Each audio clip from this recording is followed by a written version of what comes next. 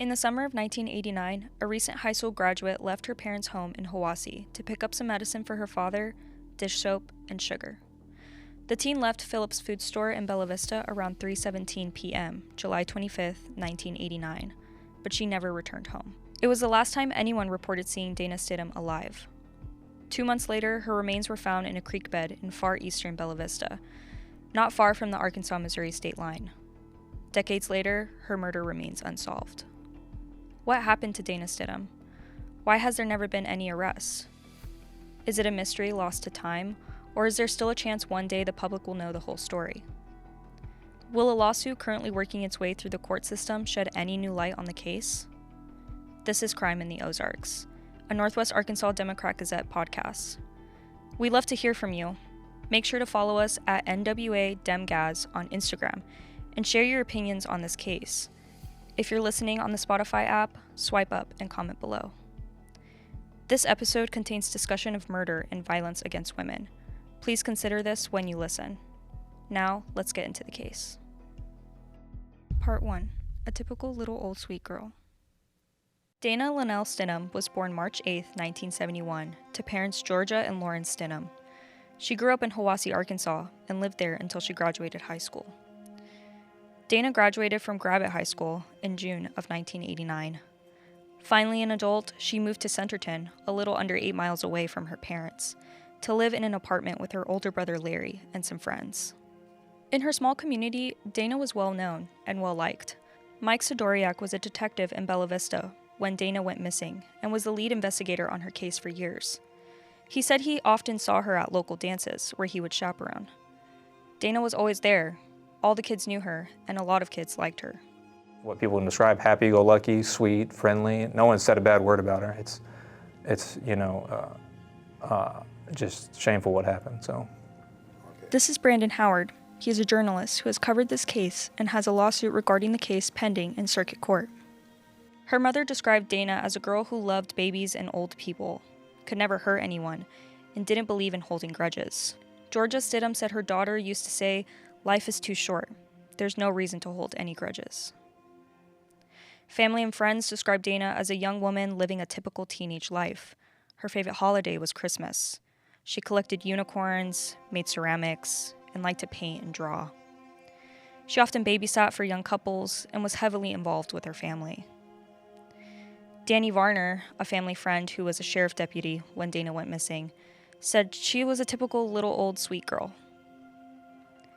Getting used to life as a high school graduate, Dana was planning the next stage in her life that summer in 1989.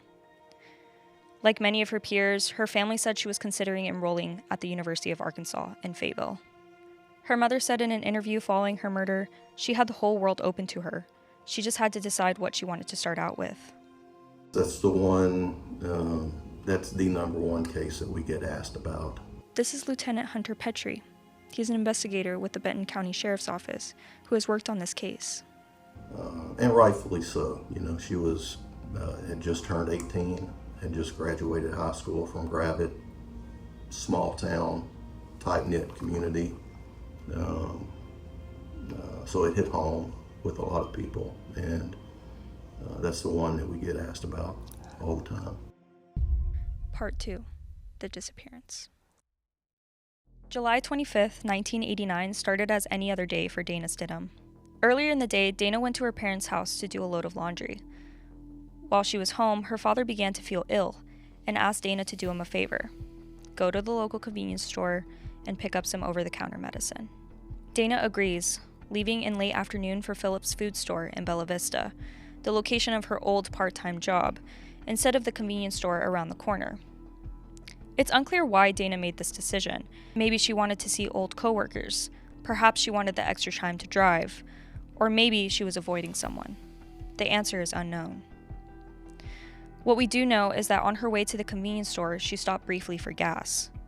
Dana was seen wearing white shorts, a white top with red letters, red socks, and white tennis shoes. Dana got to the store just after 3 p.m., and by 3:17, she had picked her items and checked out. On her way out of the store, she visited with some friends and was seen speaking briefly with an older man before driving away in her 1984 gray Dodge Omni. She never returned to her parents' home. That evening, family members began searching for Dana. They were immediately concerned, given that she had only left to run a brief errand. Around 6:30, 7 o'clock, she had not returned home.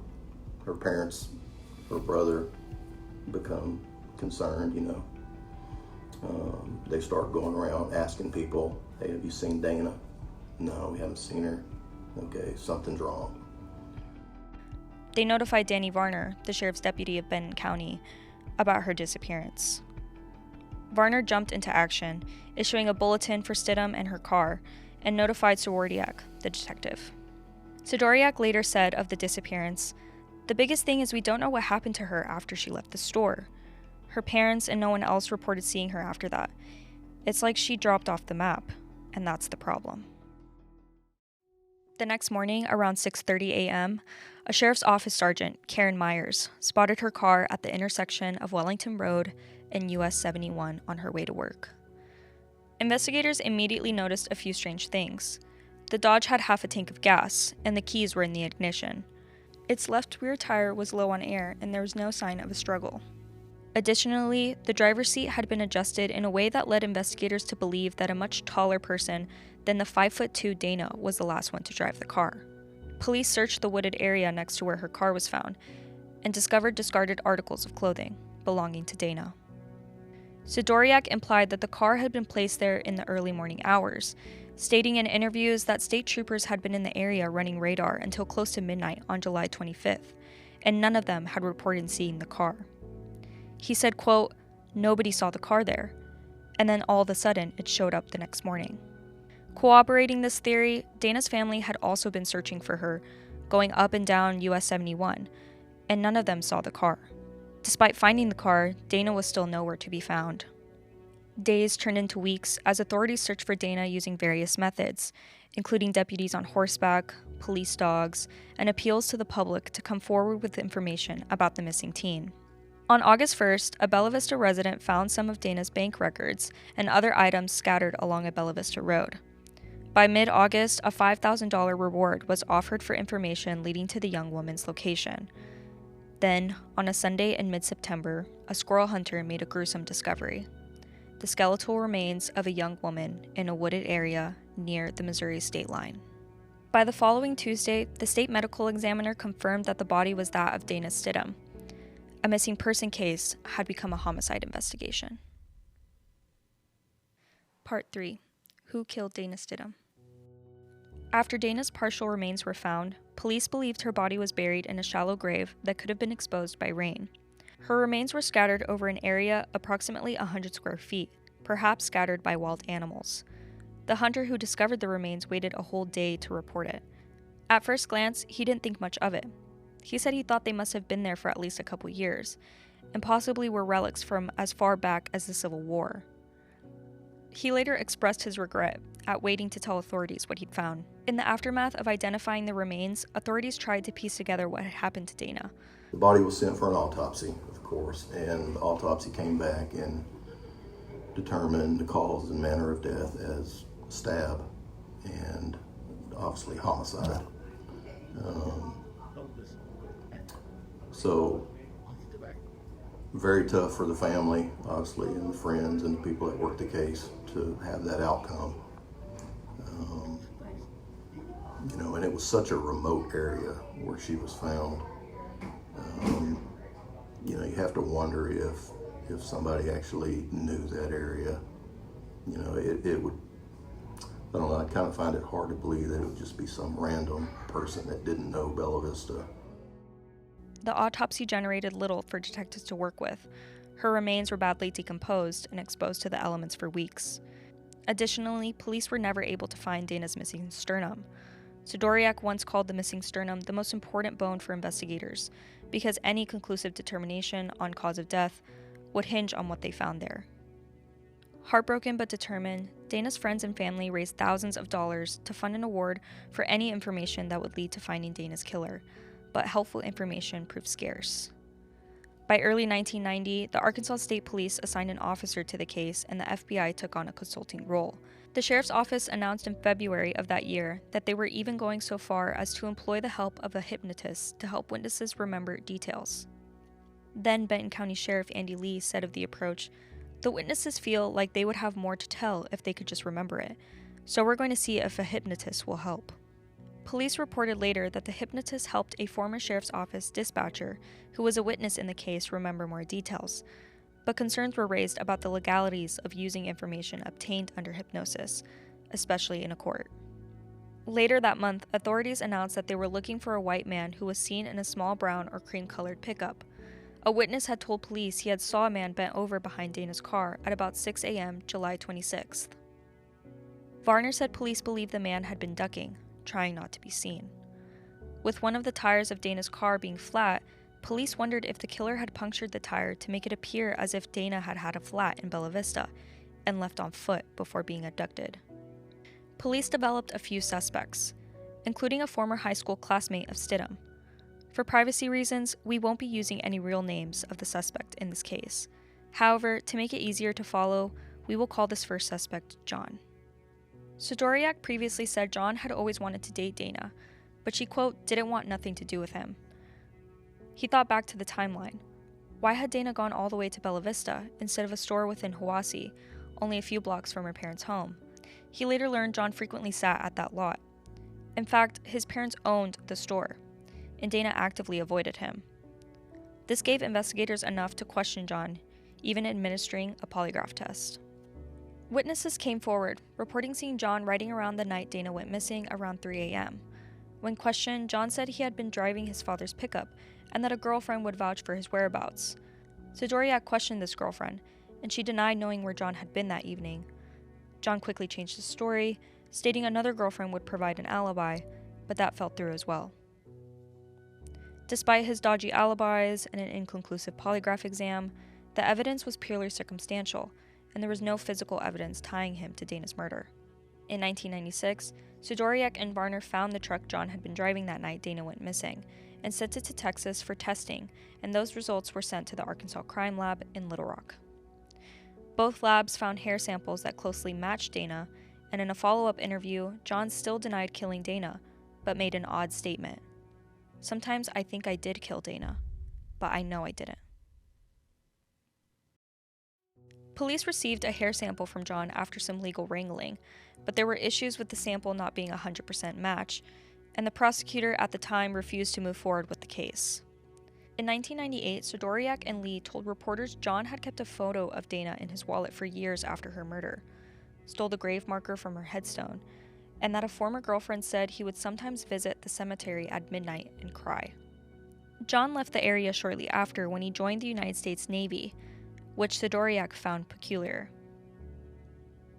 Other people who law enforcement have investigated for possible links to her case include a man who was known to harass women at the Phillips food store, a former co-worker from that same store, and a man who lived not far from where the body was found, to name a few.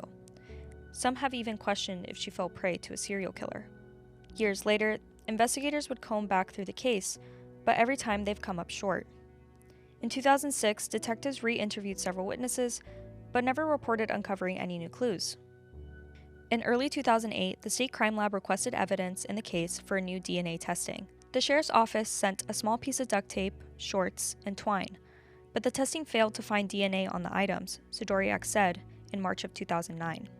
Then Sheriff Kelly Craddock said he'd take a fresh look in August of 2013, with a focus on new technology that might help uncover clues investigators missed before. However, no details from those efforts have been released since.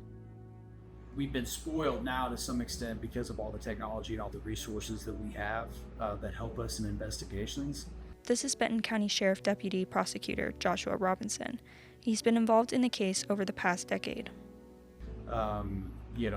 There's surveillance video available in lots of places. Cell phones, we get lots of information from cell phones, not only from things that people are looking up on the internet or doing on social media, but texting one another, phone call logs, so those kinds of things, but also the communication between cell phones and tablets and other things with Wi-Fi points of access, cell phone towers. Nowadays, oftentimes we're able to really pinpoint time periods and locations with really good precision. We can get a hold of financial records more easily now with online banking and digital storage that businesses use and things like that. And so you look back at the Stidham case, and I was just reminded that, at that time, we didn't have all those things. We didn't have cell phones, we didn't have surveillance cameras, just heavily reliant upon, physical evidence and eyewitness testimony, which is difficult. Part 4. What comes next? I'd like to see the files, and I'd like basically the sheriff's office to show their work. They've said several times over the last decade that they're working on the case, they're digitizing the case file, they're adamant that it's going to be solved, but then nothing seems to emerge. And it's also frustrating because the FOIA, when I tried to meet them in the middle to basically say, here, redact what you want, but you still need to be able to provide the file or DNA test or anything that's related to dead suspects especially, but also to show why this case is suddenly active and ongoing when A, it's been talked about in the press widely for several years, spanning multiple sheriffs, and B, there's no evidence that they can provide why it's open and ongoing other than to trust us it's ongoing and it's active. This is Brandon Howard, a journalist and public relations professional who previously wrote about this case for the Weekly Vista newspaper in Bella Vista. He recently filed a lawsuit against the Benton County Sheriff's Office, seeking the release of investigative documents in the Dana Stidham case, as well as the names of all investigators who have been officially assigned to the investigation since January 1st of 2012, a detailed explanation of ongoing investigative activity since that date, and chain of custody records of any physical evidence relating to the case.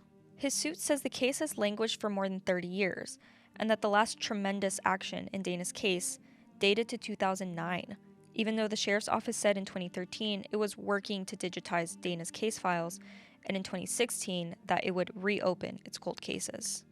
And it was just like, is this all that happens? You just sit, alone basically, and you've got your mementos to your daughter, but nothing else moves on.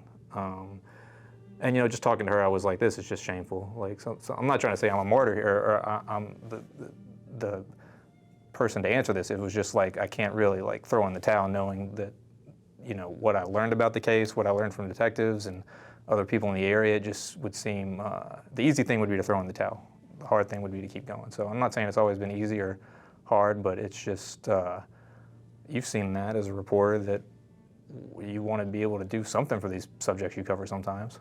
The Arkansas Supreme Court in June appointed Special Judge James Cox to hear the case, and the lawyers for the Sheriff's Office filed a motion June 10th to dismiss the case, but the judge has yet to rule on that request.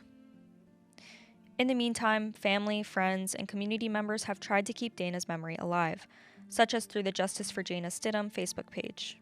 Unfortunately, Dana's father passed away in 1999, and then her mother in 2023, never knowing who killed their daughter. What family and friends are still left want answers. The case out of a small town in Benton County has received national attention and interest for more than 30 years, and with the lawsuit currently working its way through the courts, it isn't going away anytime soon. I do take some pride in the fact that the investigative file is different after I've spent some time with it, me and others, not just me. And we've added to the information, I think, which is always good. And I'm really hopeful that one day we'll be able to figure this thing out. Well, even though her family's gone, she still has, other kin in the area. And there's, like I said, we still get calls about this case. And it's all about the victim. Even though the victim's not here, you still want them to have a voice and not be forgotten.